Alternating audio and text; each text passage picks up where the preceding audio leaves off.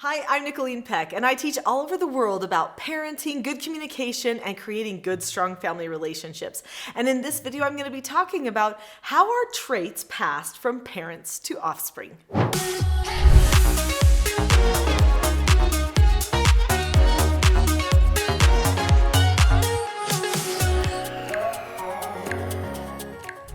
In this video, I'm going to be sharing a true story from the life of my husband, and then let's talk about some of the key characteristics that might be passed along from you to your child. My husband has a lot of traits that I would consider to be inborn traits, but then he has other traits that he definitely learned. So sometimes we get traits that are passed on from our environment, and other traits are part of our DNA or our makeup. So he was adopted.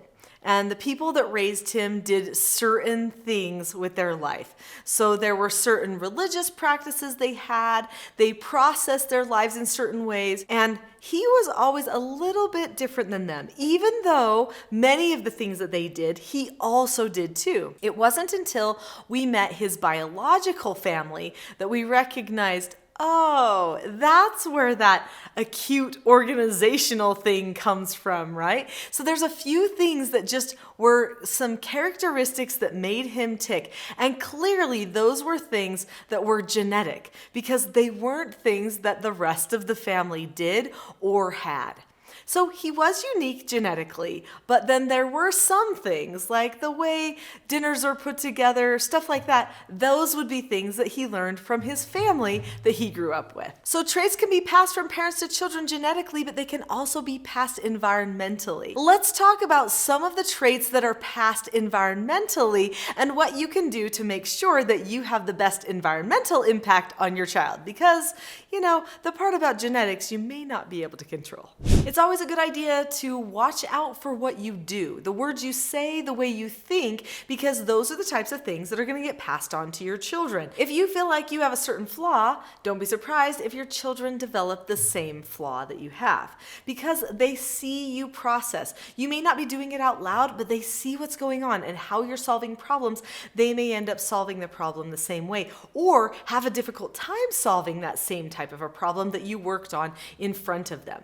Sometimes even just sharing a story from your past is enough for them to see that there's a pattern that they might want to follow. This is why stories are actually such powerful teachers. So you are a living story for your children all the time, and they are seeing what they may want to do or not want to do in their future life. So let's talk about some of the things that your children pick up from you and things that they might not, and then let's talk about how to make sure that they pick up the best things possible from your example. Core values are going to be something that they learn environmentally.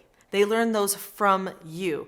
Now, sure, there are some people that maybe by nature might be a little bit more oppositional, defiant, and push a little bit against core values. But what they consider to be true is learned environmentally. That's taught by you talking about what's true and what's false around them. They also learn to be religious or not religious from you or whoever else they happen to be hanging around. So environment is a great teacher. If your child spends more time with other people that are not you, then those other people could have the greatest impact on the values and beliefs of the child. And that could be something that ends up disconcerting to you because you wanted them to have your values. So keep that in mind as you're raising your child. You definitely want to make sure that you are having the largest amount of time with the child if you want to pass on all the good stuff.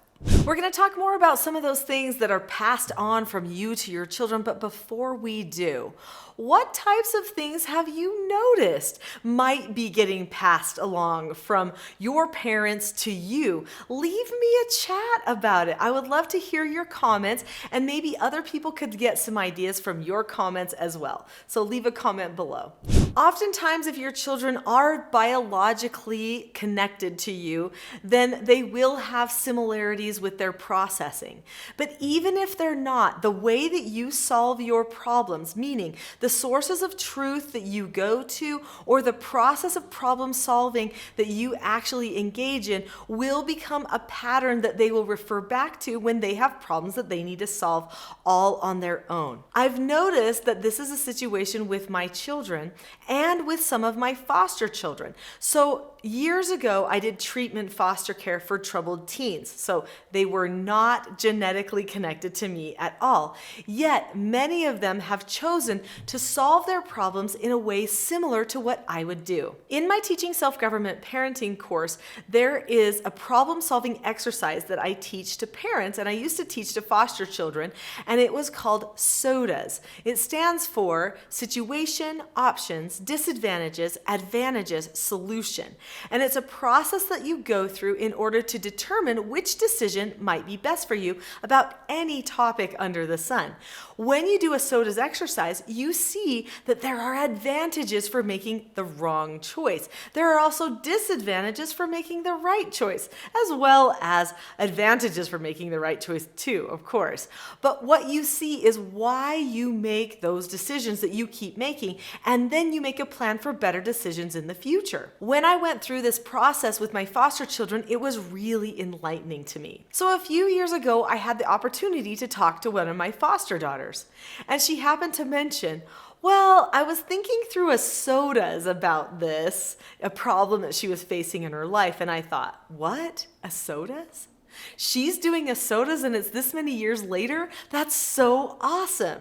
Now also, my own children, biological children, learned skills from me for how to talk to people in difficult circumstances. So when my daughter Paige was at college, she had a few disagreements with some roommates at one point, and she knew she needed to talk to them, but she needed to do it in a very respectful and mature way. So she decided to use the skill disagreeing appropriately that she learned from me in her childhood. She called me up and she said, Mom, I've got to talk to you about something. I have been disagreeing appropriately with my roommate about this. We've come to this conclusion, but I want to ask you about this part of it. And I went, disagreeing appropriately? That's so great. In fact, when my son Quinn had a disagreement with a friend of his at one point, he said to me, Mom, I've been disagreeing appropriately with this person like crazy, but they do not want to have appropriate disagreements. So I'm asking you for your advice. Amazing that when they learned this skill in our home, it was part of our home culture, our home environment, everything changed for them and they were able to better feel equipped to solve their adult problems later on. So this is the way environment can teach a person to solve problems.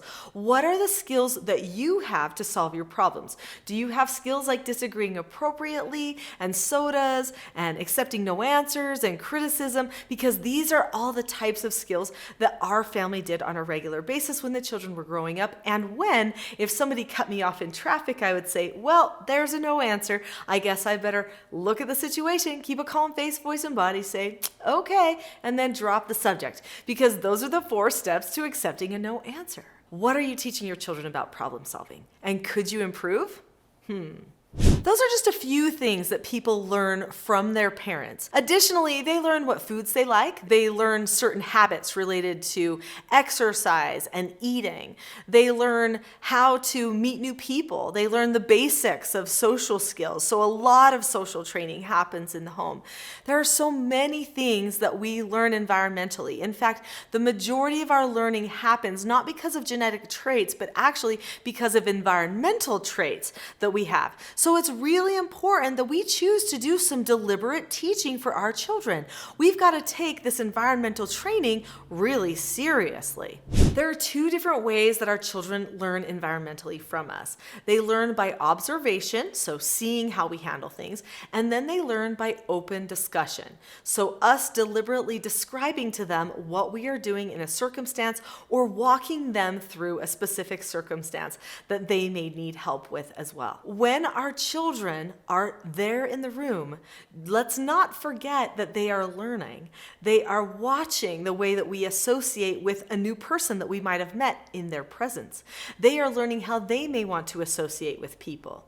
Do they want to step out of their comfort zone or not? It could be determined by if we step out of our comfort zone or not. Now, when we talk about comfort zones, we also have to keep in mind developmental stages. There are certain times where children are a little bit more private than others, or they don't feel like they've seen or developed enough of the skills yet. So they could be holding back from social situations when their parents might not be because they're setting a good example. In this case, a good parent could then say, well, I want to make sure that my child learns how to socially interact with other people, how to introduce themselves to someone, how to make a new friend. So I'm going to nudge them. I'm going to help them along, even though it does not feel comfortable for them.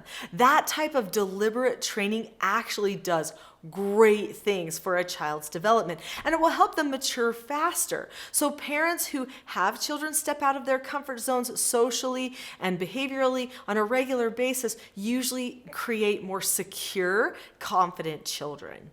If you want an easy way to begin teaching your children how to interact with other people, and if you want your family to change some of the patterns that you have and have better patterns for life, then I have the solution for you. Teaching self-government is a perfect place to start. You can learn to govern yourselves and learn the skills that you need, and also your children can learn those things too. So I want to give you a free class that will be a great introduction for you for the skills of self-government. The class is called The Not So Known Secret for Parenting Success. Click on the link to that video now and you will learn how to teach your children how to accept no answers, follow instructions, disagree appropriately, and accept consequences. You'll also learn how to correct your children in calm and effective ways so that you can all feel like you're in control of your own behaviors and have the unity and calmness that you desire at home. Click on the link to that next video now.